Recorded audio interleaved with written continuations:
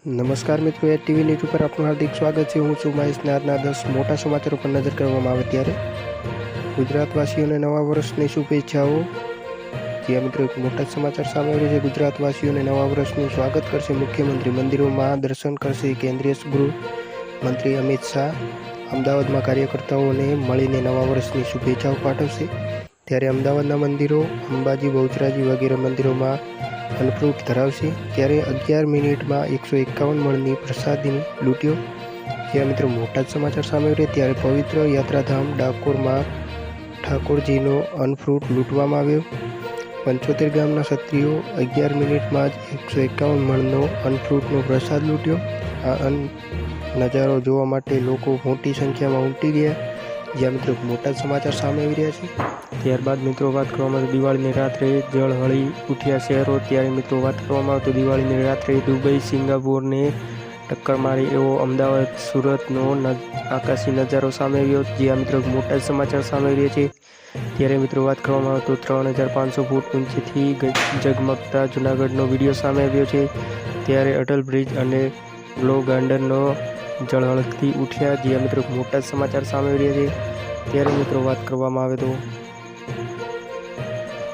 દિવાળીના પર્વ પર ગુજરાતના બે મેગા સિટી અમદાવાદ અને સુરત ઝગમગતી રોશનીની દેખાયમાન બન્યા છે। અમદાવાદના સાબરમતી રિવરફ્રન્ટ પર અટલ ફૂટ ઓવરબ્રિજ, નદીના પુલ અને ગ્લો ગાર્ડનનો ડ્રોન નજારો અદ્ભુત દ્રશ્યો રજૂ કરી રહ્યો છે।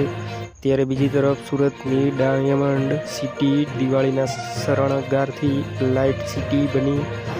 આ બંને આકાશના નજારા દુબઈ અને સિંગાપોરના ટક્કર આપે એવો નજારો સામે આવી રહ્યો છે। ત્યારબાદ મિત્રો એક મોટા સમાચાર સામે આવી રહ્યા છે। સાવરકુંડલમાં જામ્યું ઇગ્નોરિયા યુદ્ધ। અમરેલીના સાવરકુંડલમાં લોકોએ એકબીજા પર સળગાવતા ઇગ્નોરિયા નાખી દિવાળીની ઉજવણી કરી। ઇગ્નોરિયા યુદ્ધ નામથી ઓળખાતી આ પરંપરા 80 વર્ષથી ચાલી આવે છે। એ દાવો છે કે આમાં કોઈ વ્યક્તિને દાઝતું નથી। જ્યાં મિત્રો એક મોટા સમાચાર સામે રહ્યા છે। ત્યારબાદ વાત કરવામાં તો દિવાળીની રાત્રે આગ અને દાઝવાની ઘટના સામે આવી હતી। ત્યારે મિત્રો મોટા સમાચાર સામે આવી રહ્યા છે। અમદાવાદમાં દિવાળીની સાંજથી જ આજે સવારે 6 વાગ્યા સુધીમાં આગ લાગવાના 80 બનાવ નોંધાયા। આ સિવાય આખા રાજ્યમાં દાઝી જવાના કુલ 56 બનાવો સામે આવી રહ્યા છે। જેમાં સૌથી વધારે 17 લોકો અમદાવાદમાં દાઝ્યા। જે મિત્રો મોટા સમાચાર સામે આવી રહ્યા છે।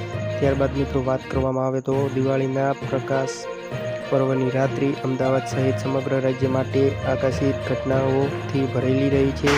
ત્યારે ફટાકડાની ભારે આતશબાજીથી કારણે આગ લાગવાના, દાઝી જવાના અને શ્વાસની બીમારીના અનેક બાબતો સામે આવી રહી છે।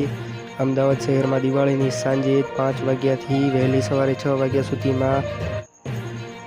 ત્યારબાદ મિત્રો મોટા સમાચાર સામે આવી રહ્યા છે। પત્ની અને પતિ પર કર્યા એસિડ અટેક। અમદાવાદના સેટેલાઇટમાં પતિએ પતિ પર એસિડ અટેક કર્યા। અન્ય સ્ત્રીઓ સાથે આડાઅવળા સંબંધ હોવાના શંકા રાખી સૂતેલા પતિ પર ગરમ પાણી અને બાદમાં એસિડ ફેંક્યું હતું। જ્યાં મિત્રો મોટા સમાચાર સામે આવી રહ્યા છે। પતિની હાલત ગંભીર છે। ત્યારબાદ મિત્રો વાત કરવામાં આવે તો અમદાવાદ શહેરના સેટેલાઇટ વિસ્તારમાં એસિડ અટેકની ઘટના સામે આવી છે। ત્યારબાદ વાત કરવામાં આવે તો સામાન્ય રીતે પુરુષ દ્વારા મહિલા પર એસિડ અટેકની ઘટના સામે આવતી હોય છે, પરંતુ આ કિસ્સામાં તો પત્નીએ જ પોતાના પતિ પર એસિડ ફેંક્યું હતું। આ મિત્રો એક મોટા સમાચાર સામે આવી રહ્યા છે। આરોપી મહિલાએ પતિના અન્ય સ્ત્રીઓ સાથે સંબંધ શંકા રાખી એસિડ અટેક કર્યા છે। જે મિત્રો મોટા સમાચાર સામે આવી રહ્યા છે। આ એસિડ અટેકમાં ભોગ બનનાર પતિ શરીરથી નીચેના ભાગે ગંભીર રીતે દાઝે છે। ત્યારે મિત્રો મોટા સમાચાર સામે આવી રહ્યા છે। સેટેલાઇટ પોલીસે આરોપી પત્નીની ધરપકડ કરી છે। આજે આ મિત્રો મોટા સમાચાર સામે આવી રહ્યા છે। અન્ય સ્ત્રી સાથે સંબંધની શંકા રાખી પત્નીએ પતિએ એસિડ ફેંક્યું। ત્યારે મિત્રો મોટા સમાચાર સામે આવી રહ્યા છે। કેટલા દિવસથી તે તેના પતિ પર અન્ય સ્ત્રીઓ સાથે આડા સંબંધ હોવા શંકા રાખી સૂતેલા પતિ પર પહેલાં તો ગરમ પાણી વેડ્યું અને બાદમાં એસિડ ફેંક્યું હતું। એ મામલે સેટેલાઇટ પોલીસ સ્ટેશનમાં ફરિયાદ બાદ આરોપી પત્નીની ધરપકડ કરવામાં આવી છે। પોલીસ તપાસમાં સામે આવ્યું છે કે ફરિયાદ પતિ અને આરોપી પત્ની વચ્ચે 2 વર્ષ પહેલાં પ્રેમ પ્રસંગ હતો અને ત્યારબાદ બંને કોર્ટ મેરેજ કર્યા હતા। જ્યાં મિત્રો એક મોટા જ સમાચાર સામે આવી રહ્યા છે। ત્યારે મિત્રો એક મોટા જ દુઃખદ સમાચાર સામે રહ્યા છે। સેક્સટોર્શનના ત્રાસથી યુવકનો આપઘાત।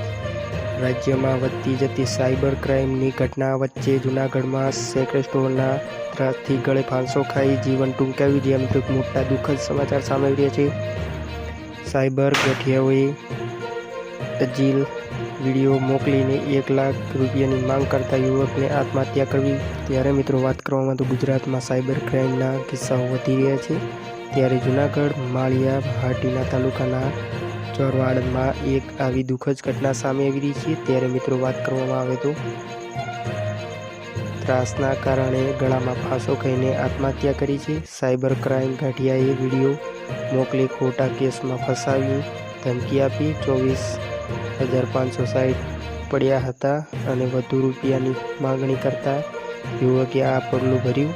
આ ઘટનાના કારણે પરિવાર પર આગ ફાટી પડ્યું છે અને ચોરવાડા પોલીસે ગુનો નોંધી તપાસ હાથ ધરવામાં આવી છે। જ્યાં મિત્રો મોટા સમાચાર સામે આવી રહ્યા છે। ત્યાં મિત્રો એક મોટા દુઃખદ સમાચાર સામે આવી રહ્યા છે। ત્યારબાદ વાત કરવામાં આવે તો કાર ચાલકે એક્ટિવા ચાલકને ટક્કર મારી વડોદરા હિટ એન્ડ રનની ઘટના સામે આવી રહી છે। કાર ચાલકે ટુ વ્હીલર પર જઈ રહેલા યુવકને ટક્કર મારી યુવકને। ત્યારબાદ મિત્રો વાત કરવામાં તો દક્ષિણ ગુજરાતમાં કમોસમી વરસાદની આગાહી કરવામાં આવી છે। વેસ્ટર્ન ડિપ્રેશન અને અપર એર સાયક્લોનની સર્ક્યુલેશન સિસ્ટમ સક્રિય થતાં આગામી 7 દિવસ વરસાદની શક્યતા છે। ત્યારે મિત્રો હવામાન વિભાગ દ્વારા આગામી દિવસો માટે રાજ્યમાં વરસાદને લઈ આગાહી કરવામાં આવી છે। જેમાં આગામી 1 અઠવાડિયા સુધી રાજ્યમાં કમોસમી વરસાદની આગાહી કરવામાં આવી છે। ત્યારે મિત્રો આજથી 7 દિવસ એટલે કે 21 થી 27 ઓક્ટોબર સુધી દક્ષિણ ગુજરાતમાં કમોસમી વરસાદની આગાહી કરવામાં આવી છે।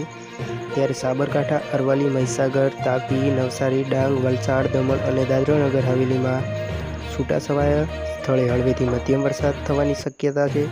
ત્યારે 25 ઓક્ટોબર રાજ્યમાં ખાસ કરીને દક્ષિણ ગુજરાતમાં કમોસમી વરસાદની તીવ્રતા વધશે। દક્ષિણ ગુજરાત અને સૌરાષ્ટ્ર કચ્છના કમોસમી વરસાદની શક્યતા રહેશે। હવામાન વિભાગ દ્વારા ડાયરેક્ટર ડૉક્ટર એ.કે. દાસ જણાવ્યા અનુસાર બંગાળની ખાડીમાં સિસ્ટમ સક્રિય થશે, જેની અસર ગુજરાતના વાતાવરણ ઉપર થશે। ઉપરે એર સક્રિય અને વેસ્ટર્ન ડિપ્રેશન કારણે વરસાદી માહોલ જોવા મળશે। જે મિત્રો મોટા જ સમાચાર સામે રહ્યા છે।